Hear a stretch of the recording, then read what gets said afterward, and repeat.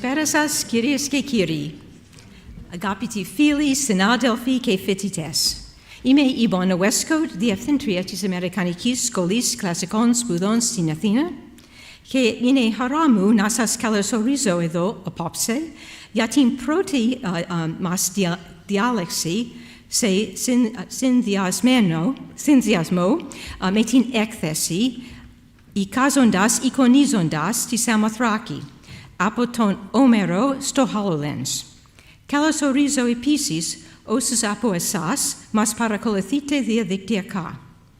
I ekthesi parousiasi, tis apikonisis, tis samothrakis, ke tu horo latrias, to megalon theon, Japano apo diohiliades chronia. Son anglico titlo, ilexi imagining, ekphrasi tin synzefsi, tis ikonas, image, tis fantasias, imagination, ke tu na friscase, messa, in, se enan sehoristo topo. Hari stin genathiu bibliotheki, ke tis Bodleian libraries tu panepistimiu, tis Oxfordis, ekome tin thiki na ekthetume, tis protes anaparastasis tis samothrakis. Ton harti tu Cristoforo Buondelmonti, sto Liber insularum Archipelagi, ke to ta thavmasia scedia archaeotiton tu Ciriaco tis Ancona. Ine megalimas timi pu o Yorgos Tolias, diepthendis budon stin ecopractique des hautes études Paris, ke idikos stin geographiki pedia, ke tin istoria tis hartiographias, metaxi polon aulon thematon, thamas milisi apopsi, iatus dio aftus anthropistes. Tora thasas miliso sta Anglica. Good evening, friends, colleagues, and students. I'm Bona Westcote, Director of the American School of Classical Studies, and it's my pleasure to welcome you here this evening for our first lecture in conjunction with the exhibition Imagining Samothrace from Homer to the HoloLens. I also welcome those of you who are following us online. The exhibition presents the artistic evocations of Samothrace and its cult site of the great gods over 2.5 millennia. In the title, the word imagining conveys the intersection of image, imagination, and of being in a special place. Now, thanks to the Gennadius Library and the generous loan from the Bodleian Libraries of the University of Oxford, we are fortunate to have on display the earliest representations of Samothrace. The map by Cristoforo Buondelmonti in his Liber insularum Archipelagi, and the wonderful drawings of Samothracian antiquities originally made by Cyriacus of Ancona during his visit to the island, both from the 15th century. It's a great honor that George Tolias, director of the studies at the École Pratique des Hautes Études Paris and expert on geographical culture and the history of cartography, among many other subjects, will speak to us this evening about the place of these two humanists in knowledge formation of the classical world. Now, I'd like to let you know that after the lecture, you will have the opportunity to view the exhibition, which will remain open until 9:30. I also want to take the opportunity to let you know that this week, on Thursday and Friday, we will have an international symposium entitled Three-Dimensional Experiences of Ancient Environments. The presentations will feature cutting-edge work on extended reality and virtual technologies that are reshaping the ways we think about and experience ancient places. The audience will have the opportunity to have a guided tour within the virtual reconstruction of the Sanctuary of the Great Gods in its heyday, when people from across the Mediterranean came to be initiated and receive the protection of the great gods. Now, I now turn to my colleague, Maria Iorgopoulou, director of the Gennadius Library, who will introduce our speaker. Maria.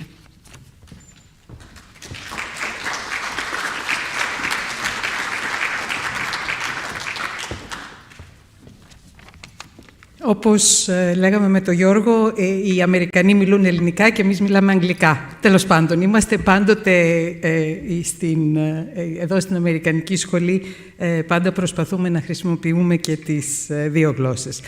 So it's my great pleasure and my great honor to stand here with you tonight and in order to introduce George Tolias.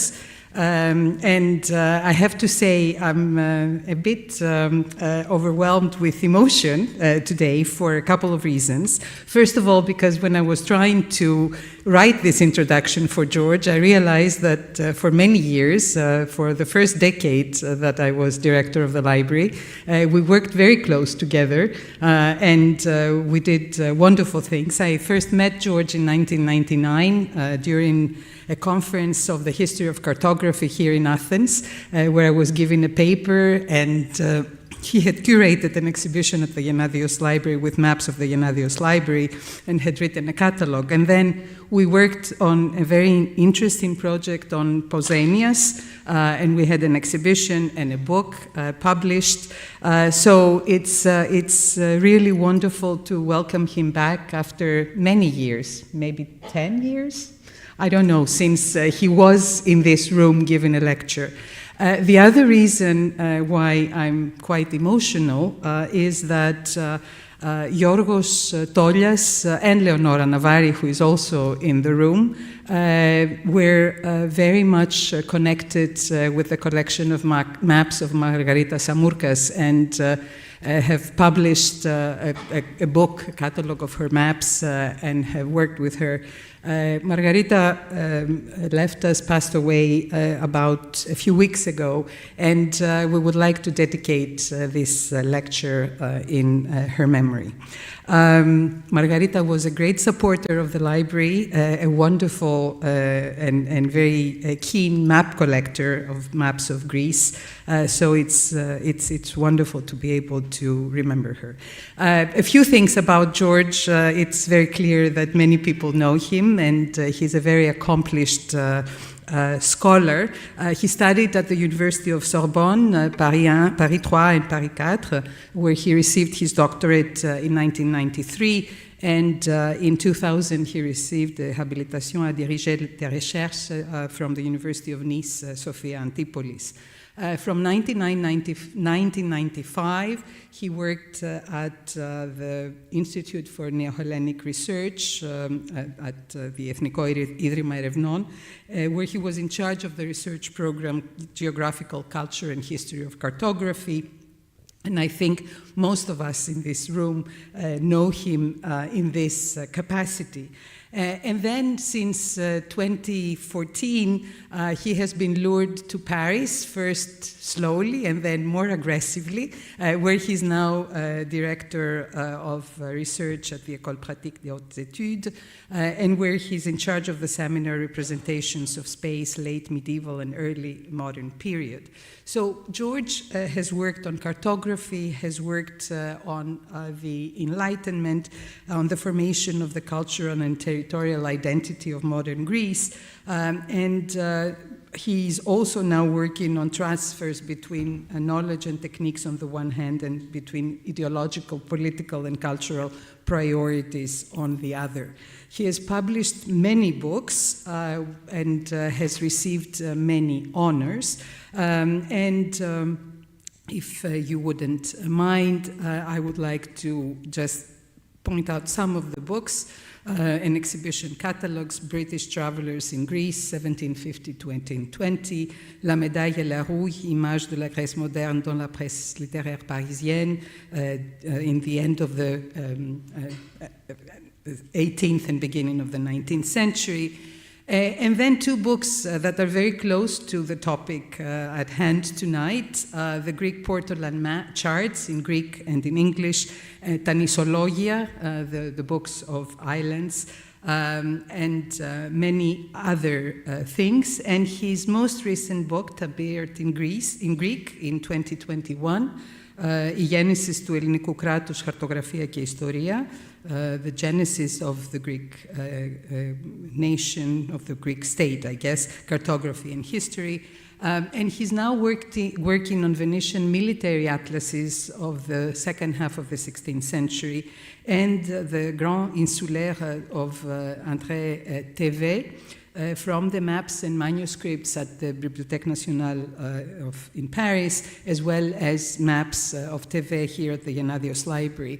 This is why, as you will notice, and as he talks to us today about Buondelmonti and Ciriaco di Ancona, I think you will appreciate and understand how much he knows about this material, but also about our collections. And this is why we're very happy to have him here to enlighten us on two of the most important treasures that are on view at the exhibition on Samothrace. George.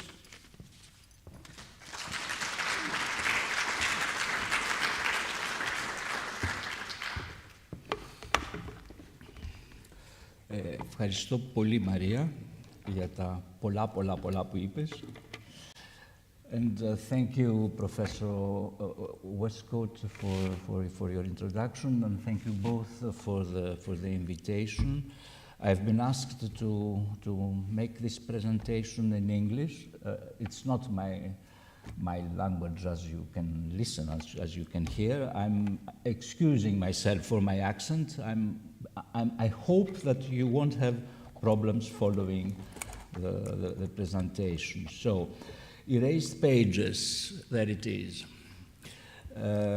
Cristoforo Buondelmonti, Cyriacus of Ancona. Closer to the mic or bring the mic closer. Erased pages, Cristoforo Buondelmonti, Ciriaco d'Ancona, and the humanist recovery of the historical landscape, not of the Aegean. From the pioneering studies of Roberto Weiss and to the present day, the names of Cristoforo Buondelmonti and Ciriaco d'Ancona are inextricably associated both with each other and with the genesis of Greek archaeology. The two self-taught humanists spent part of their lives on the coasts and islands of the Aegean and were each interested in the ancient past, though in a different way each one.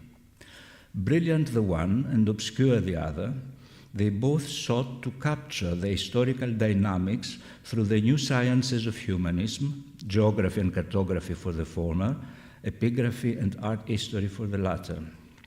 My aim this evening is, through a brief overview of the work, interest and motivation of each, to highlight the similarities and differences between them, and above all, to examine them as products and as contributors to the humanistic approach to historical space, not of the Aegean as announced, but as an overall project and an intellectual process.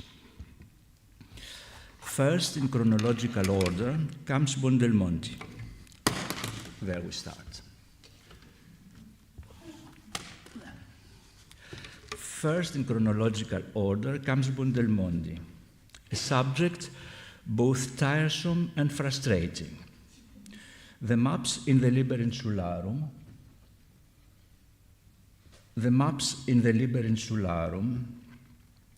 are certainly pioneer and innovative, and they are quite often attractive, especially in the prestigious copies of the work. But reading his prose is a test, like that of the two other of his surviving works, a description of the island of Crete and a collection of lives of illustrious men, tedious compilations riddled with mostly erroneous quotations and pedantic moral considerations. The author himself remains obscure. None of his contemporaries mention him, and almost everything we know about him comes from these three compositions. However, his Liber Insularum Archipelagi is an invaluable document for specialists in the medieval history and archaeology of the Greek islands, while the work had a significant impact on the development of geographical culture, being one of the first modern atlases, if not the very first, a novel encyclopedic and geographical visual medium destined to a conspicuous career down to the present time. The son of Ranieri Buondelmonti, a descendant of a cadet branch of the ancient Guelph family of Florence, Cristoforo was born around 1380 or 1385. He was educated in Florence, himself naming Coluccio Salutati, disciple of Boccaccio and Chancellor of Florence, and the encyclopedist Domenico Bandini di Arezzo as his teachers. In Florence, he must have attended Greek instruction, some Greek instruction, either from Manuel Chrysoloras, who taught there between 1397 and 1400, a fact that would explain his early familiarity with Ptolemy's geography, or from Guarino di Verona, who took over the teaching of Greek in the city between 1410 and 1414. Before 1414, Cristoforo was ordained a priest and officiated at the family church of Santa Maria Soprarno, a church that no longer exists. Shortly afterwards, at the end of his youth, exacta adolescentia, he left Florence to settle in Rhodes, the seat of the Hospitallers of the Order of St. John of Jerusalem. According to the preface of the Liber Insularum Archipelagi, Buondelmonti's move was not a journey, but a permanent settlement, the end of his labors and wanderings. In 1430, Pope Martin V appointed him Dean of the Cathedral Chapter of Rhodes, the second highest position in the island's ecclesiastical hierarchy, after that of the Archbishop. In this capacity, he signed as a witness a charter for the Hospitaller Order dated 24 June 1430.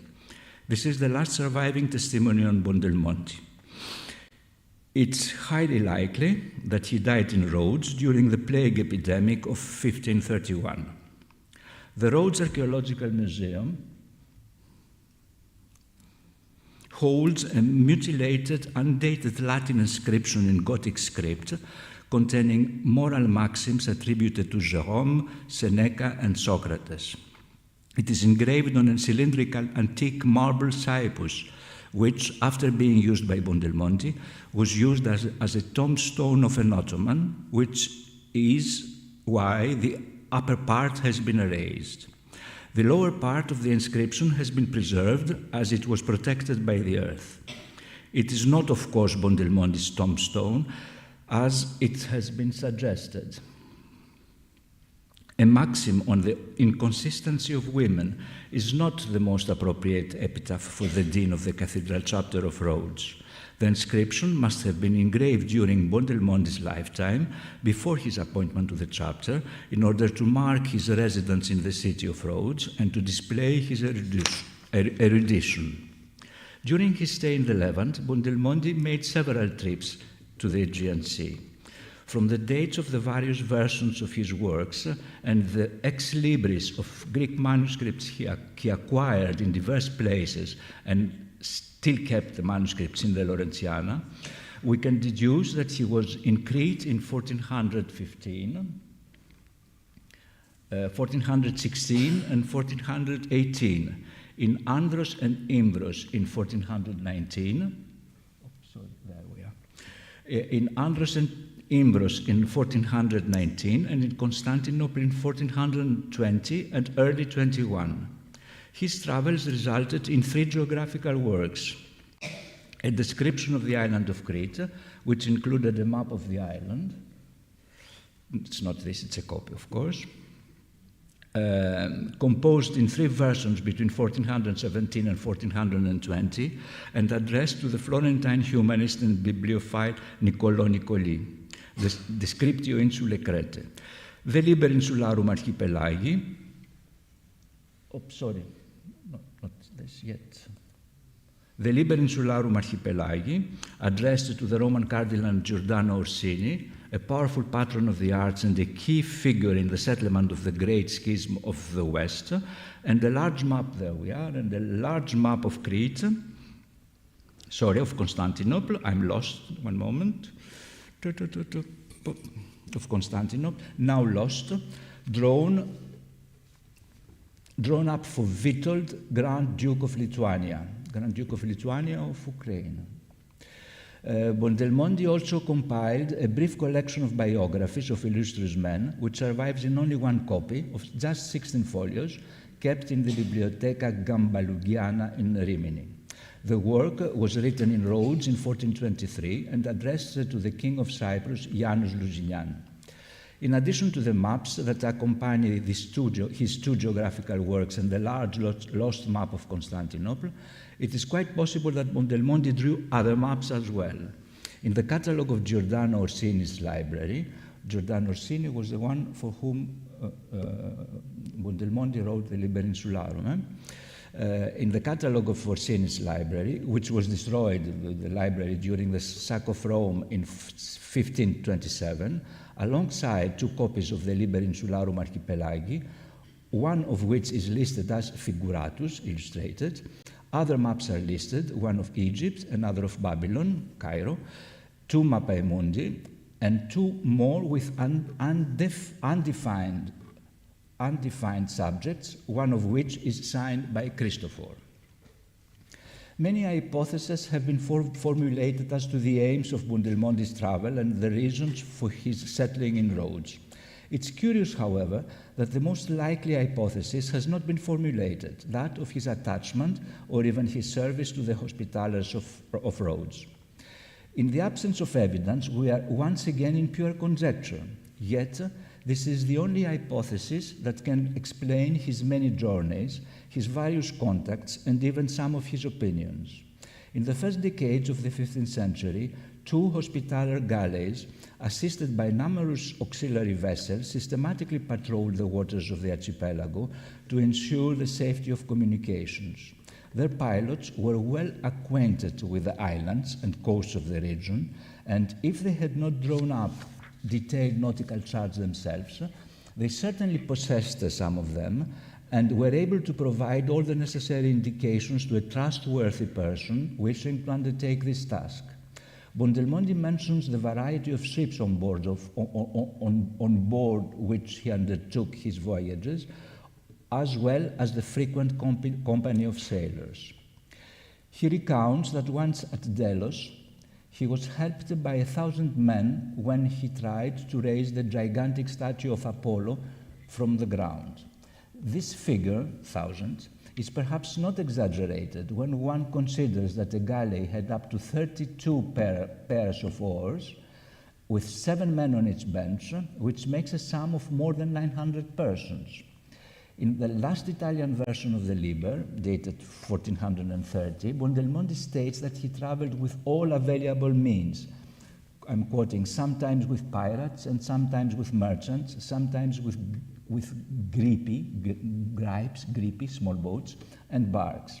The company of pirates should come as no surprise. Anthony Luttrell points out that from 1410 onwards, I'm quoting Luttrell, the friars, periodically short of money and food, attempted few crusading activities. Instead, Rhodes became a center of piracy against Christians and Muslims. End of quotation. The links between Buondelmonti and the Hospitallers would also shed light on his very measured attitude towards the Ottomans. From 1415 onwards, the Hospitallers were at peace with Mehmed I and even allied themselves with him against their common adversaries, the maritime emirates of southwestern Anatolia. This good understanding lasted until 1421, the year in which the Grand Master Philibert de Nayak and Sultan Mehmed I died. These links, Buondelmonti and Hospitallers, may also clarify his presence at the Sultan's court. The Hospitallers often sent missions to neighboring courts, and between 1410 and 1414, they maintained consuls in Antalya. Related to Magdalena and Esau Buondelmonti, lords of the Ionian Islands and Ioannina, who had often fought alongside the Hospitallers, Cristoforo would naturally have found his place within an embassy to the Great Turk. His kinship was clearly expressed in the ex libris of the Greek manuscripts in the Laurentiana, as well as on the inscription in the Archaeological Museum of Rhodes that we just saw, Christophorus de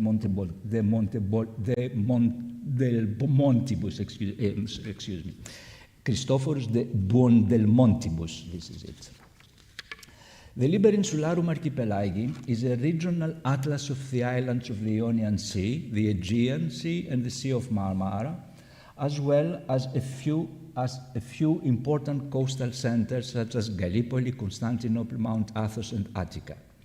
It has been preserved in 3 versions, 2 in Latin, dating 1420 and 1422, the first of which is more extensive, and 1 last in Italian, composed in 1430, which is more extensive than the 1420, than the first version.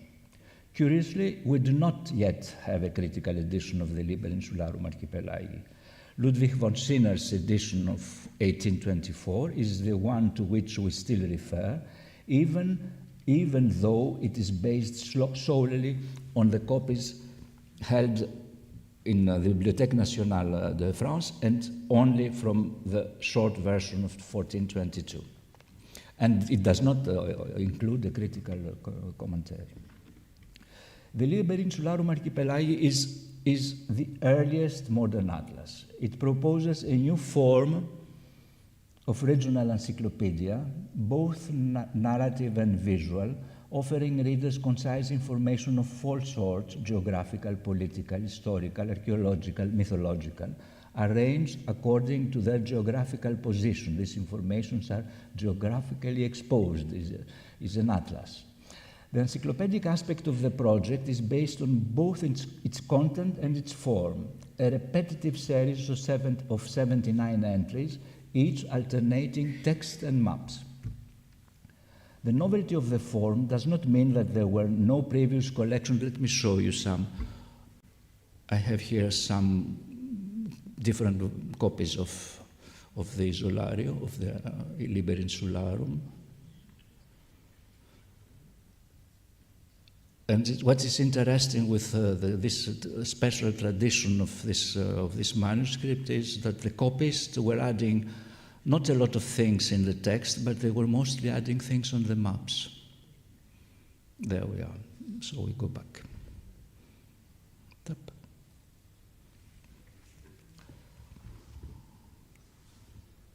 The novelty of the form does not mean that there were no previous collections of maps or geographical descriptions illustrated with images or topographical maps. From the dawn of the 14th century, maps gained significant ground, reflecting the gradual consolidation of a visual culture and the spatial understanding of facts. Indeed, Buondelmonti's Atlantic, if you allow me, project is heralded by a series of works such as the cartographic portfolios annexed to crusade projects or chronicles from the early 14th century, or the collections of nautical charts bound in volumes. Some of these works can be considered as proto-atlases, especially the collections of nautical charts that eventually sustained Buondelmonti's initiative. We cannot rule out the presence of one or more nautical atlases in the library of the Hospitallers in Rhodes, which was destroyed, another destroyed library, during the siege of the city by the Ottomans in 1480. However, they did not serve as a structural model for Buondelmonti's collection. The Liber Insularum Archipelagi is based on Claudius Ptolemy geography, of which it is an early application, if not the very first one. The Liber adopts the layout of the material and the alternation of textual and cartographic descriptions of the analytical version of the geography, the so-called B reduction. So this is A reduction, and this is B reduction. I'm showing you France. So I couldn't put everything in the same slide. So I will explain. Let us recall briefly that Ptolemy's geography is a practical guide that shows how to map the inhabited world known to the ancients and the 84 Roman provinces or Parthian satrapies that compose the world known to the ancients, divided into continents: Europe, Libya, means Africa, and Asia. 2 versions of the work have come down to us, known as Reduction A and Reduction B. Identical in content but different in layout. Reduction A was the version brought by Chrysoloras in Florence in 1397, and that of all the known copies of Latin translations of the work. It is large, and it is of large format, folio usually, contains 27 maps and a word map. This means 27 maps in total, a word map and 26 regional maps. They are all brought together in a sort of appendix at the end of the work, forming the essential of the last chapter of the work, the book 8. Each map in this version groups together several provinces or satrapies. There you see Gallia with her 4 provinces in one map. And in this version, the maps are keep only the essential features of each place, of each region, names, mountains, rivers, the nations that are settled there, and a selection of the major towns of each, and, where applicable, the adjacent seas and islands. The version known as version B, on the other hand, in this, there are 64 regional maps distributed through the books 2 to 7, placed after the appropriate descriptions and supposed to contain all the data contained in the text. The manuscripts of reduction B also contain a word map and 4 summary maps, one for Europe, one for Africa, and 2 for Asia, one for North and the other one for South Asia. They are of smaller format, smaller size, and we only know of copies in Greek maybe between the 14th and the 15th centuries. Buondelmonti was familiar with Ptolemy's geography, perhaps even in its Latin translation, which was completed in 1406, few years before his departure for the Orient in 1414. In his description of Crete, 1417, he used the geography to locate the tomb of Zeus and followed Ptolemy's toponymy of the island, even repeating Ptolemy's errors. Buondelmonti could only have known the maps of the geography in their original Greek version, as their translation into Latin was not completed until 1420, a time by which he had already written the Descriptio Insulae Cretae and the first version of the Liber. We do not know exactly when the Greek manuscripts of this reduction B arrived in the West, but it is likely, and highly likely, that Buondelmonti had the opportunity to consult one before his departure for the East in 1414. The oldest manuscript is this, of this reduction, as of yet obscure origin, but dating from the 14th century, is Pluteus 2849, kept at the Laurentiana. According to Sebastiano Gentile, the specialist on Ptolemaic material in Italy, this manuscript was used in part to produce the copies made by Chrysoloras' pupil in Florence around 1400, from which Jacopo de Angeli completed the Latin translation of the work, a translation begun by Chrysoloras. So, if we, out of the record, we could say that there was a team of students of Chrysoloras using this manuscript to make copies for Jacopo de Angeli and his team to make the translation. For the toponymic variants and the elements of mythology and history for which Ptolemy gave little or no information, you see how it's Ptolemy, just lists of place names and coordinates. Buondelmonti had recourse at the Dictionary of Islands compiled by Domenico Silvestri, a summary of which was included in a chapter of the encyclopedia compiled by Buondelmonti's master teacher, Domenico Bandini. I showed you earlier the first page of Bandini's Dictionary of Islands. Sorry, there it is. You see, it's, the letter A starts there. Silvestri's sorry, let's go back to where we were.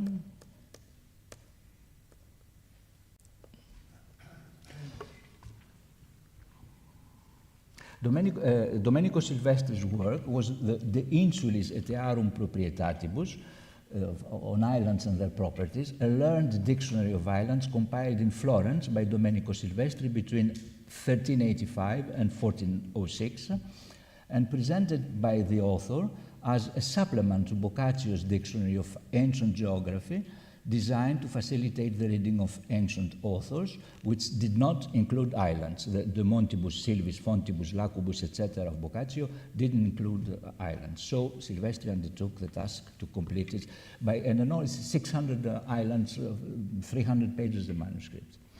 Pending a study on this subject, a survey of certain examples show that Buondelmonti did not use Bandini's summary, but directly Domenico Silvestri's dictionary to draw on ancient nomenclature and accounts of the mythology and ancient history of his islands. Once the ancient name had been established, he turned to Ptolemy, Pliny, and Virgil's Aeneid, which seems, the last one, Virgil, which seems to be his constant guide. Whenever he can, he ends his description with the appropriate lines from Virgil. He probably had access to a copy of the Naturalis Historia and knew the Aeneid by heart, as his quotations from Virgil are all erroneous. Finally, whenever he could, he supplemented his description with local legends, his own observations or accounts of recent events.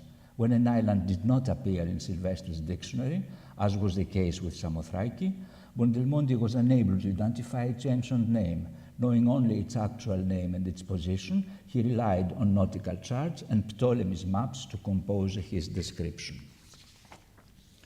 The description of Crete served as a model for the description of the islands contained in the Liber Insularum. Buondelmonti presents the work as the result of a long inspection of Crete, Inquisitio Lunga, in response to Nicolis' desire to learn more about this island, so celebrated by ancient poets. Identifying the ancient places mentioned in the sources, therefore, seems to have been Buondelmonti's main task, a straining exercise in field or applied philology. Struck by the absence of desolation of ancient sites, he compares the island to an old faded parchment, a washed-out page on which no trace of letters can be discerned. Tanquam antiqua membrana deleta, qua non posint homines vestigium agnoscere licterarum.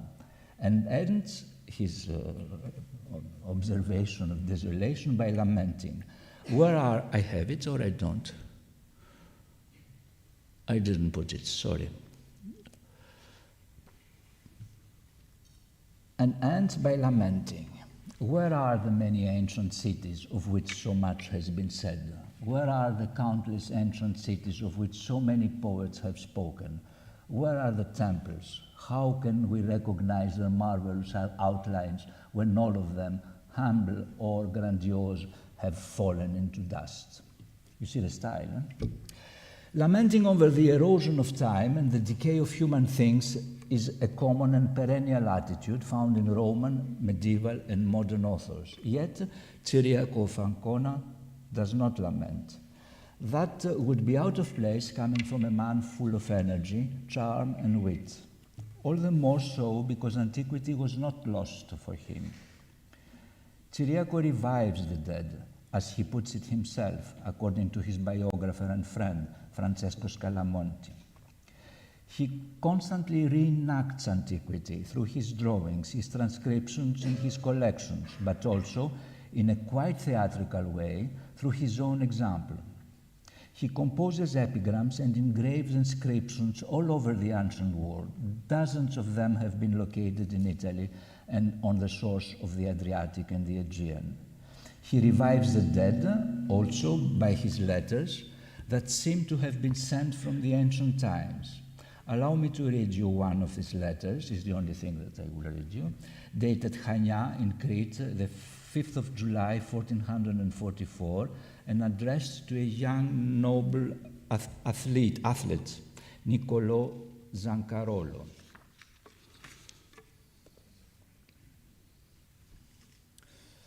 Arion sang, and as he rode on the curved fish, King Zeus be gracious, Zeph Vasilev Ilathi, from Cyriacus of Ancona, 5 of July 1445, this is a correct date, Cydonia, Crete.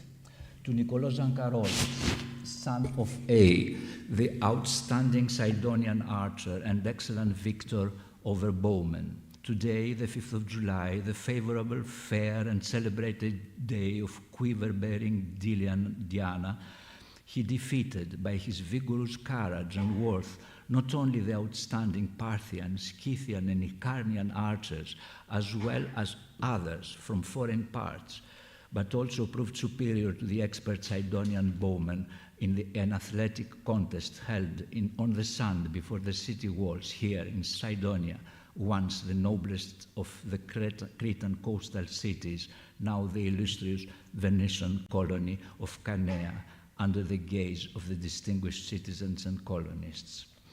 A unique prize was proposed for the contestant who would be victorious with the flying arrow. Behind the mighty bow, with his arm set apart, propelling the arrow through the pierced air from the string drawn to his ear, he aimed at the center of the target, which was the long distance of a state away, and struck it. To him, Cyriacus of Ancona, lover of antiquity, gave a silver coin engraved with the image of the sacred head of the Pythian Apollo, the quiver and bow-bearing god, and the Rhodian prince Antheus. He did this to commemorate and honor him. So, 2 days later, the 7th of July, he made carved an inscription and posed it outside the walls of the city at the spot where the event took place.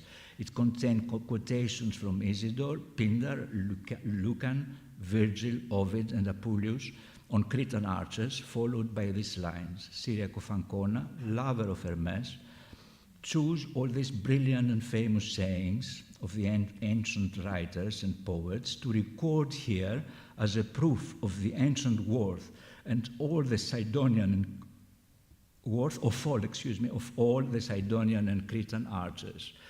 Done this day, the 7th of July, the glorious and venerable day of my protecting deity, Mercury, in the 15th year of the reign of Pope Eugene, 1024 years after the foundation of Venice. So I think, I made a small research, I'm not a specialist, but the only coin that I found with Hermes, with the arrow, and what he describes is a tetradrachm, I think, of Antiochus the Soters, and without any doubt he read bad the name, and Antiochus became Antheus. And without any doubt he bought the coin in Rhodes. Ciriaco d'Ancona and Cristoforo Buondelmonti were almost contemporary. Cristoforo, as we said, was born around 1580, 1585, and Ciriaco in 1591, maybe 92. 92, sorry? 14, of course, 1491, 1492. 1580 με 85 ο ένας, 91 με 92 ο άλλος. However, βέβαια, τους έχω βάλει 100 χρόνια εδώ στο χαρτί. However, Ciriaco's star rose just as Buondelmonti's faded. This is due to the peculiar nature of their respective works. Buondelmonti is like a shooting star. His writings concentrate to the years 1417, 1423, whilst Ciriaco's oeuvre is his entire life. It is composed by diaries, sketches, transcriptions, and notes kept throughout his extensive and incessant travels. His legendary lost commentaria, forming 6 volumes, destroyed once again during the fire of the library of Alessandro and Constanzo Sforza in Pesaro in 1514 this time. His countless elegant letters and his itinerary, it's a long retrospective letter addressed to his patron and friend Pope Eugene IV, Ciriaco steadily built up his personal legend as a central cultural and political mediator of his time an adventurous explorer and a refined connoisseur of antiquities, and it is from this perspective that we should view his partial and early biography compiled in 1435 by his friend Francesco Scalamonti, a tactical move in constructing the image of an exceptional man. Ciriaco's design proved efficient.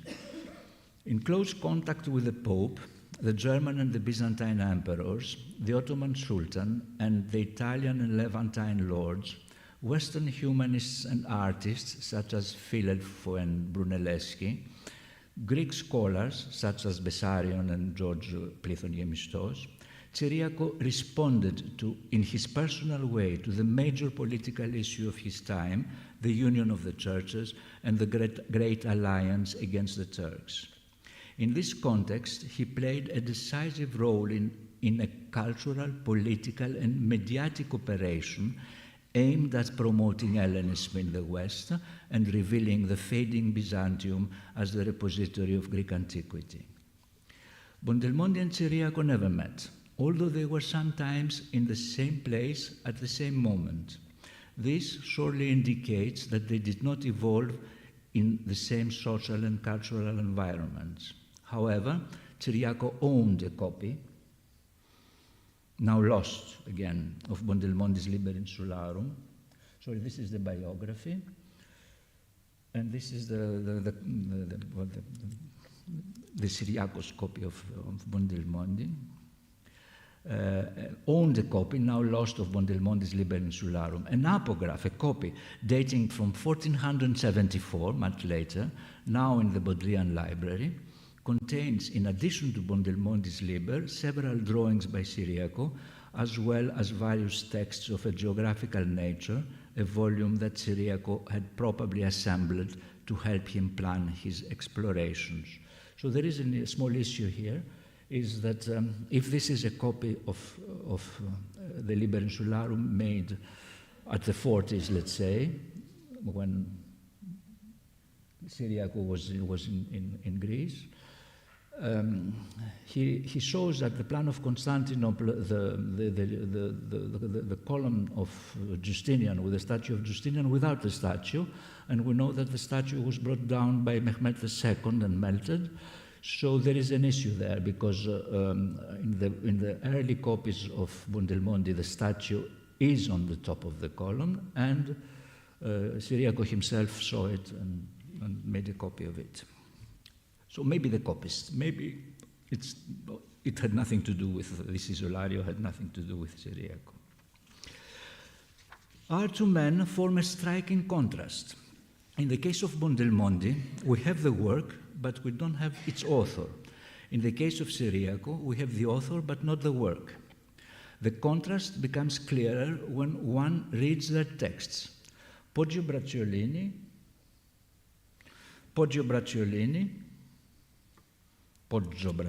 rejected Ciriaco's style as Greek mixed with a lot of Latin, stupid words, bad Latin, clumsy construction, no meaning. Greca plurima Latinis mixta, verba inepta, Latinitas mala, constructio inconsina, sensus nullus. But Ciriaco had long been at odds with Poggio. He had criticized him publicly at a poetry contest. He was a royalist. Ciriaco was a royalist and an admirer of Caesar, while Poggio was a republican and a supporter of Scipio. Poggio was not entirely wrong, however. Ciriaco was a self-taught humanist and a very poor scholar. Early on, he hired Tommaso da Camerino, known as Seneca, to help him read Virgil, and he couldn't read the Greek inscriptions he was transcribing. Later on, while in Cyprus, he learned Greek and read Homer in the original and composed his later letters in a rather peculiar Latin. However, reading Ciriaco can be a sheer pleasure. His reader is transported into a sophisticated theatrical setting. We saw it earlier, one that blends ancient memories and actual political aspirations, a refined universe populated by exceptional people, exquisite monuments, and rare antique objects. It would take pages and pages to present Ciriaco's many activities, his political involvement in his native Ancona, his diplomatic missions, and his endless and continuous travels. Stefan Gerasimos records no less than 29 journeys undertaken from the age of 12, when he first traveled with his uncle to southern Italy, 1404, until the year of his death, 1452, when he is said, this is under question, when he is said to have traveled to Thrace and visited the court of Mehmed II, the future conqueror. Ciriaco came from the merchant aristocracy of Ancona, a free city within the Papal States, with a major trading network in the Eastern Mediterranean and the Black Sea. Quite early, he was distinguished during the successful defense of his hometown from Galeazzo Malatesta's attack on 7 October 1414. An important aspect of Ciriaco's public figure that heralds his future involvement in civic and administrative life.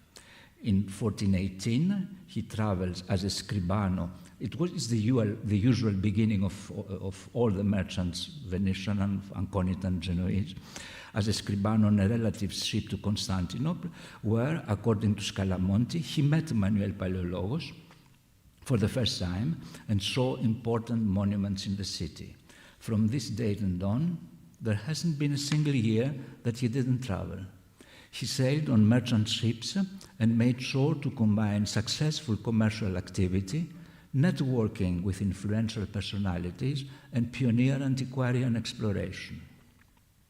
In the early 1420s, he was occupied by administrative activities in Verano and in Ancona, where he is working with the papal legate Gabriel Condulmer, later Eugene IV, in rebuilding the city's port and reforming the civic administration. In 25, he visits his friend Cardinal Condulmer in Rome, and he spends 40 days inspecting its ruins and transcribing inscriptions. Thus, the first material of his legendary and lost commentaria, legendary because lost, I guess, were assembled. In the late 20s, 25, 26, 27, he was commissioned by the Venetian patrician Zaccaria Contarini to represent his business interest in Cyprus. This journey, with some interruptions, will last until 1431. He will stay in Constantinople, in Chios, where he will become friends with Andreolo Giustiniani Banca, the renowned bibliophile and collector of antiques in Rhodes, then in Syria. In Cyprus, he will be elected podesta of Famagusta, and he will meet the king Janus of Lusignan in 1428. The next year, 29, we find him in Gallipoli and Andrinople, and in 3031 in Philippi, Salonika, Bursa, and Constantinople. During his stay in Adrinople, he bought a number of Greek manuscripts, part of the sack of Salonika.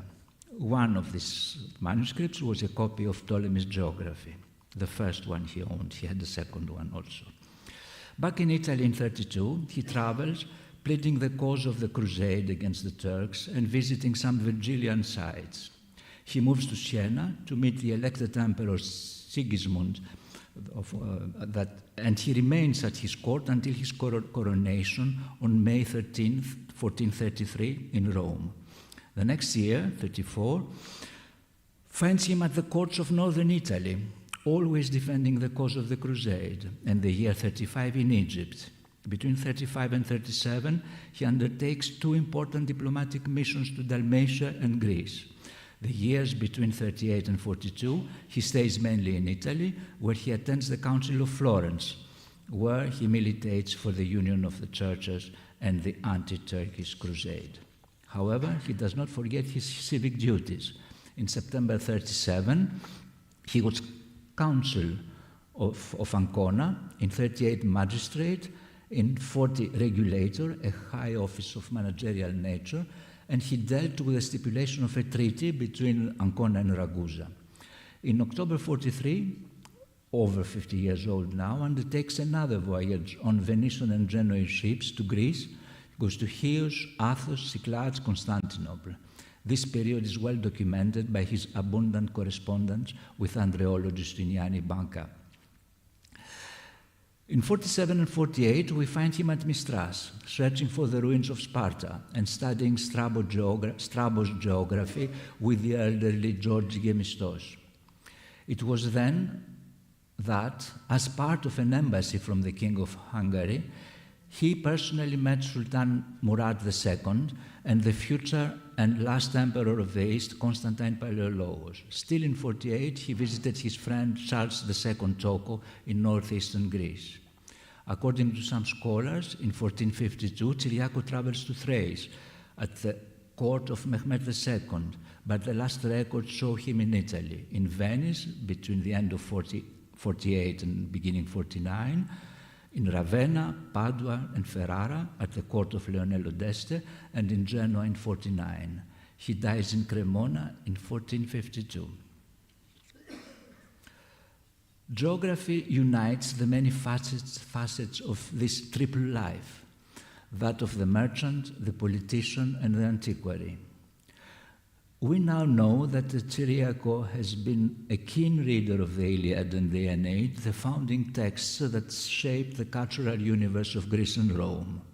We know that he possessed and consulted Portolan charts, Buondelmonti's Liber insularum, Greek and Latin copies of Ptolemy's geography, and that he studied the work of Pomponius Mela and of Strabo, the last one in Greek. They provide the basis for his parallel journeys into the present and the past of each place he visits. As we said, Ciriaco does not lament over the lost antiquity. He revives the dead, as he said himself. He rewrites Buondelmonti's Membrana deleta, the raised page of antiquity, by seeing, recording, transcribing, drawing, and collecting its material remains. He reenacts it by his own presence and action on the antique sites. He transforms the Aegean and every area of the ancient world that he is visiting into a theatrical performance in a Renaissance court. He traveled the length and the breadth of the ancient world, carefully observing, copying and drawing all the ancient signs he could still see. He plans new journeys, new explorations with Ptolemy as his guide. After conferring with the Ethiopian delegation at the Council of Florence, he wrote to his friend, the Pope Eugene IV, to inform him of his plans for an expedition to Africa, during the course of which he would meet King Constantine, the Ethiopian monarch who had sent the ambassadors. He plans a journey.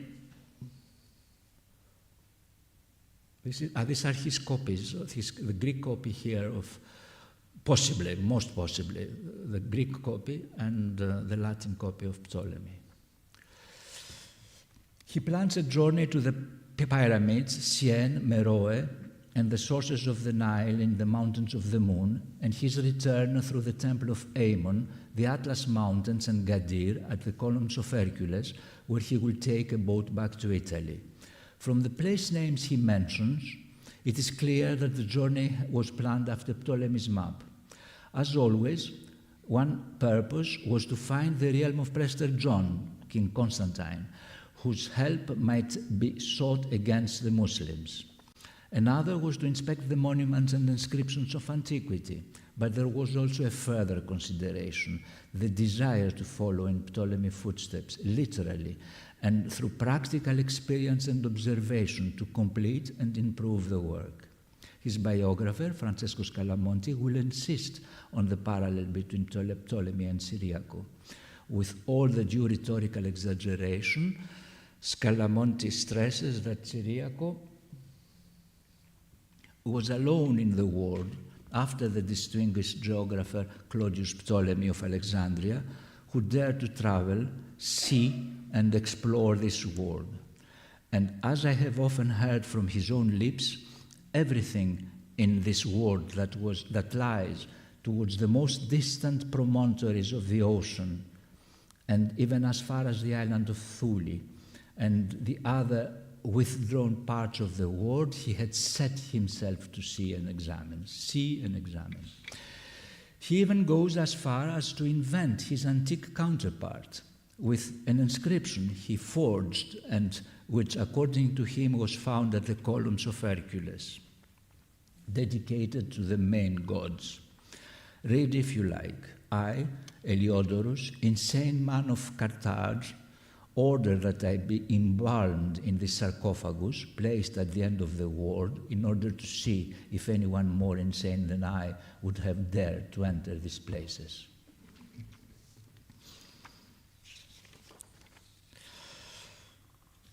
So, how to sum all this up? Defining a common denominator is not an easy task, as many issues are simultaneously at stake. Of course, as always, there is politics, its history's most obvious side. Between 1414, when Buondelmonti settles in Rhodes, and 1452, the date of Ciriaco's probable last meeting with the Great Turk, two councils were held in Europe, in the West, in Constance and in Ferrara, Florence, in order to restore the unity of the West. The first council resolved the great schism of the West, while the second, although a posteriori disapproved, resolved the schism between the Eastern and the Western churches and addressed the urgency of a vast anti-Turkish alliance and a new crusade. The Ottoman advance now presented the real threat, not only to decaying Byzantium and the scattered Latin possessions in the East, but to the Christendom as a whole. The political context may explain the renewed interest in the Eastern Mediterranean, but not the vibrant investigation of the historical landscape that shaped the success of Buondelmonti's Liber insularum, 72 copies. The unique success of Buondelmonti's Liber insularum and established Ciriaco in Renaissance cultural inquiries. The rising interest in reconstructing historical or ancient space must be studied against the background of cross currents of thought and of changing worldviews within humanism. It all started as usual, as a philological issue. Petrarch had pointed out the confusion that reigned about the names given to places and the written heritage, confusion due, in his opinion, to the remoteness of most places. I have it? No.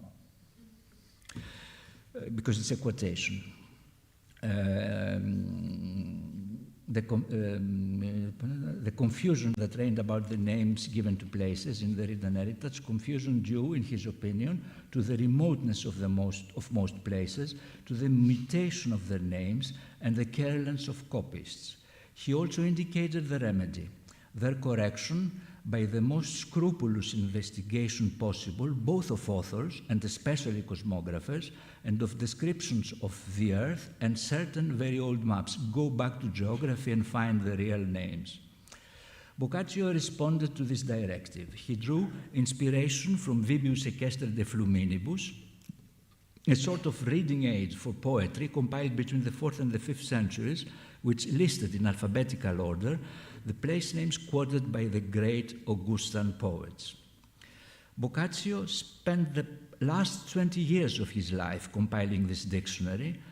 It's a dictionary of just natural places, not from literary works, but from the cosmographic works of Pliny, Pomponius Mela, Solinus, Jerome, and Isidore, as Petrarch had directed. He called his dictionary De Montibus, Silvis, Fontibus, Lacubus, Fluminus, etc., and there are very few place names in this that are not supported by scholarly authority. The task was completed by the next generation, the second generation of humanists. As we saw, Buondelmonti's teacher, Domenico Bandini, and his friend, Domenico Silvestri, compiled in Florence historical geographical dictionaries destined to regions, cities, and islands, the latter ones not being included in Boccaccio's dictionary, the whole thing presented in alphabetical order. However, alphabetical order is the order of words, not things, of names, not places. By adopting Ptolemy's model, Buondelmonti restored the spatial coherence of the amassed, of the gathered information, and transformed part of the pre-existing geographical dictionaries into a regional atlas. offering thus to the public a novel medium, a visual reconstruction of the Aegean, geographical and historical at once. Because the material, the information he gives is taken from the humanists. And he was quite conscious of the use of his work.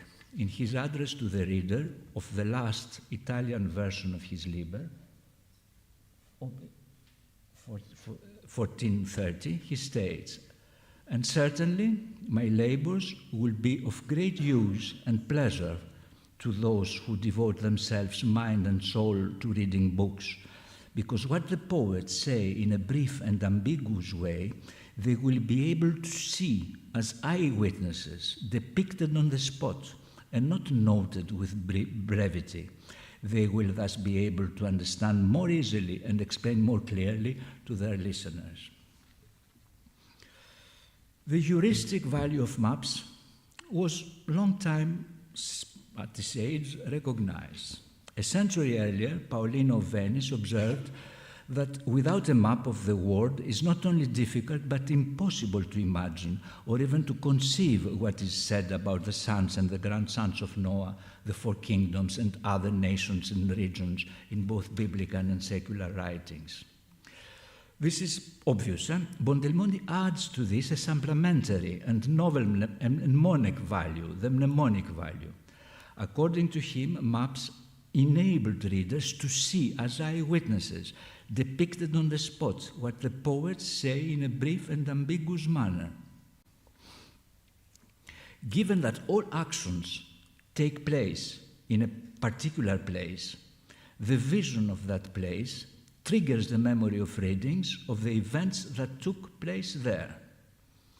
The map is transformed, this way is transformed into a mnemonic theater, an active image useful for organizing and safeguarding memory, in other words, knowledge. The raised page can be filled up by the reader.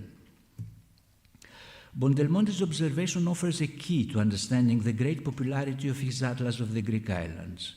It is most identical to that found in the preface of Abraham Ortelius' Atlas, published 150 years later. Ortelius, I have it? No, I don't. The map being placed before our eyes, we can see the things done or the places where they were done as if they were actually present. End of quotation. The belief in the mnemonic function of cartographic representations lies at the heart of the cosmographic project of the Renaissance and its expression by excellence, the Atlas, an encyclopedic and visual object with significant mnemonic and heuristic potential, since the analytical representation of space was supposed to be able to mobilize all knowledge associated with the represented places. From Buondelmonti to Ortelius and beyond, geography is the eye of history and cartography a theater of memory. The very name Atlas, given by Mercator to the systematic collection of geographical maps, alludes to the legendary astrologer king of Mauritania, who climbed to the highest mountain peak to contemplate and understand the world. In our age of digital technology, geographical information systems and Google Maps, it is easy to understand how space can become the register of all sorts of data, a vast and ever-expanding repository of memory. But back then, memory has always been based on the association between places and images. But since the age of humanism, the traditional architectural moment of memorization, the memory palace, inherited from Quintilian and Cicero, seems to be gradually replaced by the landscape and its cartographic representations. This is a subtle but crucial transition, which implies a new value assigned to the view, the rise of what we call early modern visual culture. It is Petrarch, once again, who expressed the links between sight, space, and memory, emphasizing the human ability to mentally reconstruct places and events. I am referring here to Petrarch's famous allegory of his contemplation from the summit of Mont Ventoux. Inspired by his readings of mountaintop contemplations, Petrarch in his turn discovers the panoramic view. This view activates in him literary and historical associations, but above all his personal recollections, memories related to the places seen or imagined as seen within the vast landscape. The panoramic view becomes the register of his experience, a kind of visual memory medium. Petrarch ends his narration, the narration of his experience, by quoting Augustine's reflection on man's intellectual capacity to perceive space mentally and to grasp it through images engraved in his memory.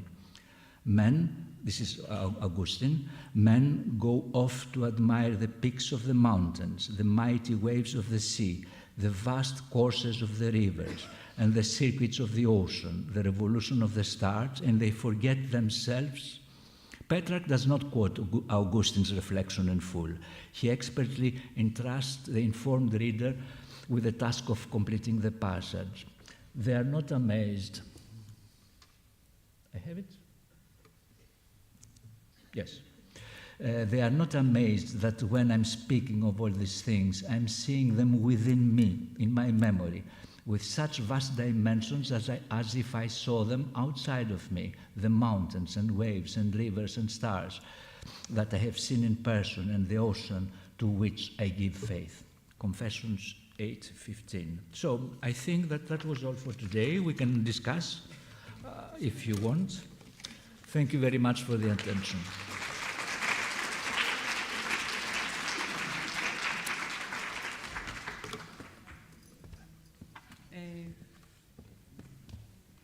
Thank you, Yorgo, for this explanation or explication of the cosmographic project of the humanists and bringing together these two very interesting and, of course, very important figures for the archaeology and the vision of our world, of this part of the world.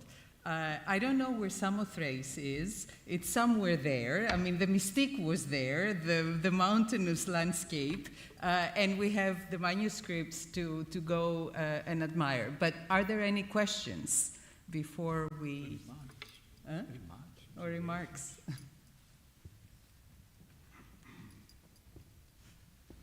Leonora.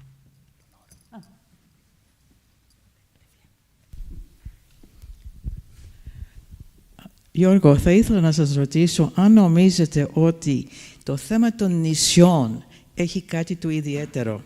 Μου έκανε εντύπωση αυτή το Dictionary of Islands.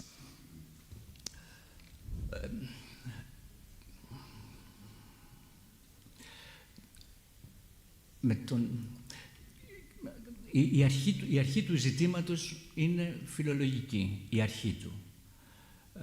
Γιατί διαβάζουν στους αρχαίους, they are reading in whatever, in all the ancient authors, about places that they don't know where they are. So it's impossible to understand even the action.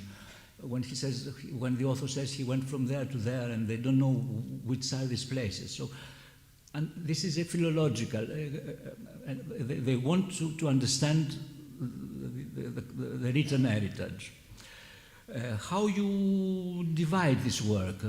Okay, so Boccaccio, he made a first dictionary with all the natural places, but he didn't include islands. So Silvestri, who was his pupil, he continued by compiling this.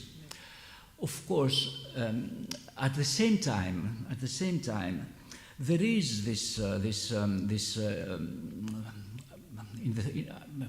they start with in the 14th century we have the first travels towards the Canary Islands, so they understand that their world doesn't finish there. There is something more. Boccaccio himself writes a text on the Canary Islands, and then in the 15th century there's more islands, and later on with the great discoveries. There are even more islands that are coming στη σκηνή. So the European expansion, maritime expansion, of course helped this literary kind or cartographic kind to develop. But at its origins, it has nothing to do with exploration or with colonialism or whatever. It's a philological issue. They want to read Virgil, and all the Aeneid, the half of the book, the action is in the Aegean and in small islands here and there, and they need clarification, modern geographical information, a kind of scholia, and kind of the origins are literary. The development is for sure related to the discoveries, of course, but all this is later. Is at the end of the 15th century when the grand voyages of discovery start. At the time of Buondelmonti, not yet. Yes.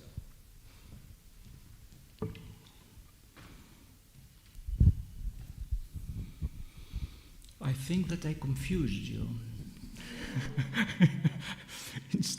I added layers of confusion to an already complicated issue.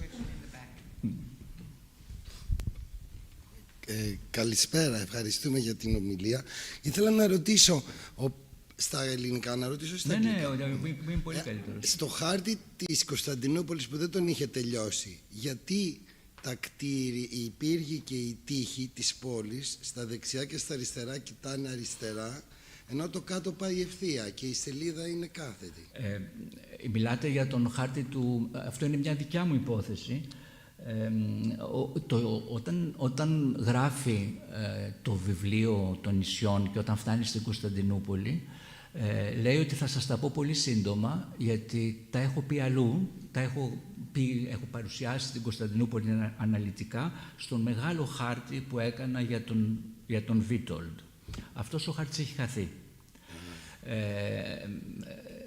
Και υπάρχει ολόκληρη ιστορία τώρα τι δουλειά έχει ο Buondelmonti με το Βίτολντ. Ο Βίτολντ της Λιθουανίας, δηλαδή η Λιθουανία την εποχή εκείνη φτάνει στην Μαύρη Θάλασσα, είναι όλη η Ουκρανία. Και είναι και αυτή η συμμαχία η κοινοπολιτεία μεταξύ Πολωνών και Λιθουανών. Αυτοί οι Λιθουανοί δεν είναι ακόμα χριστιανοί, δεν έχουν χριστιανιστεί, και υπάρχουν οι βαλτικές σταυροφορίες όπου προσπαθούν να τους εκχριστιανίσουν βιαίως. Στη συνθήκη της Κωνσταντς 14-18 ένα από τα θέματα είναι αυτά. Τι θα κάνουμε με τις σταυροφορίες του Βορρά και αν θα εκχριστιανίζεται ο Βίτολντ και ο Πολωνός αντίστοιχος βασιλιάς, θα μου έρθει, δεν το θυμάμαι τώρα, γίνονται λεγάτι του Πάπα στις χώρες τους και όλα αυτά με διαμεσολάβηση του Ορσίνη. Αφού ο Ορσίνη λοιπόν είναι ο αποδέκτης της δουλειάς του Buondelmonti, είναι πολύ πιθανό και όλοι οι αντιπροσωπείες των Λιθουανών και των Πολωνών είναι στη Σύνοδο, και η Σύνοδος τελειώνει το 18 και ο Buondelmonti το 20 λέει τον έχω κάνει το χάρτη, μέσω αυτού του δρόμου να πήγε ο χάρτης προς τα εκεί. Τώρα, στην Εθνική Βιβλιοθήκη της Γαλλίας, σε ένα εγχειρίδιο πολυτελές, εικονογραφημένο, πολεμικής τακτικής, μηχανημάτων κυρίως πολιορκητικών, έχουν προσθεθεί φύλλα που δεν έχουν σχέση με το θέμα του βιβλίου, ένα από τα οποία είναι ένας χάρτης των Βαλκανίων, όπου μπορεί να σχετίζεται με τις σταυροφορίες που ετοιμάζουν το 40 και γύρω στη Φεράρα, και αυτό το σχεδιάγραμμα που σας έδειξα. Αυτό το σχεδιάγραμμα που σας έδειξα, επειδή είναι πολύ πιο αναλυτικό από τους χάρτες, πολύ πιο μεγάλο σε έκταση, αναλυτικό δεν είναι καθόλου, πολύ πιο μεγάλο σε έκταση, ενδέχεται να σχετίζεται, ναι. Είναι σε άλλη, καταλαβαίνετε, ο Βορράς είναι εδώ, ο Βορράς είναι αριστερά. Τα κτίρια πάνε στραβά. Το πέρα είναι πάνω Γαλατάς και η Κωνσταντινούπολη κάτω. Βλέπετε. Ναι. Εάν το βάζα στην άλλη κατεύθυνση δεν θα φαίνονταν τίποτα. Τα κάτω θα φαίνονταν πλάγια. Τι λέτε? Τα κάτω κτίρια, αν το γυρίζατε κάθετο, τα κάτω κτίρια θα φαίνονταν αριστερά.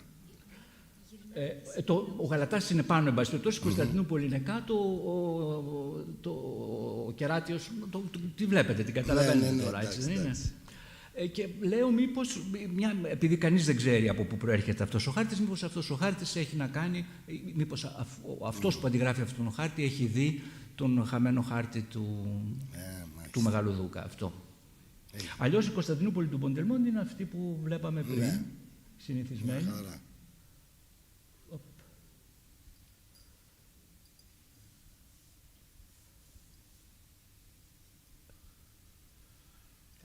Εδώ. Αυτή. Ακόμα καλύτερα είναι της Βενετίας αυτό. Ναι, αυτό είναι πολύ ωραίο. Και τα χρώματα. Ευχαριστώ πολύ. Παρακαλώ.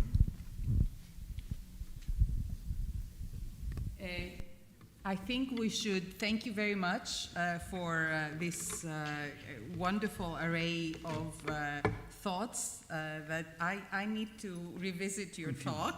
No, I didn't. And I think we can maybe figure out more things over a glass of wine, and maybe more things if we are in front of the two manuscripts in the exhibition. So thank you very much.